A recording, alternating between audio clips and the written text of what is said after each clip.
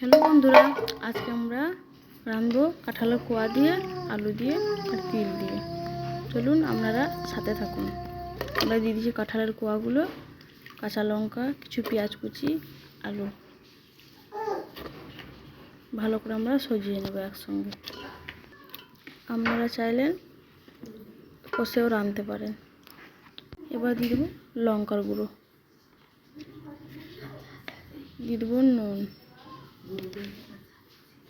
দিয়ে দেবো তিল বাটাটা,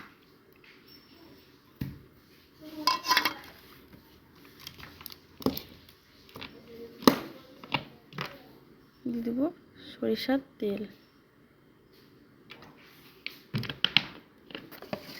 ভালো করে মাখিয়ে দেবো।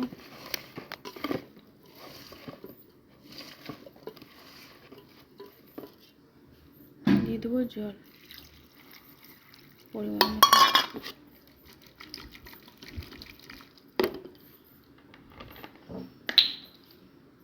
দেখুন কি সুন্দর হয়ে গেছে, মাখো মাখো। এই দেখেন আমাদের তরকারিটা রান্না হয়ে গেছে, কি সুন্দর লাগছে দেখেন। বন্ধুরা আপনারা পাশে থাকবেন, অবশ্য কমেন্ট করে জানাবেন তরকারিটা কেমন হয়েছে, আর আপনারা এরকমভাবে রান্না খেয়েছেন কি খাননি।